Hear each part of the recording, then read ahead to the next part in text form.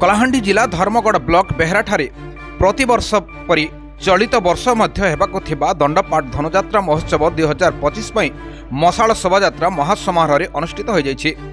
दंडपाट अंचलर अधिष्ठात्री देवी माँ दंतेश्वरी को पूजा अर्चना कलापर देवी मशाल शंख घंट हुलहुली एवं बाजार ताले ताले गाँ परिक्रमा करी उत्सव पड़िया पहुंची। एही प्रसिद्ध दंडपाट धनुजात्रा महोत्सव आज 31 डिसेम्बर पर्यंत अनुष्ठित हेब।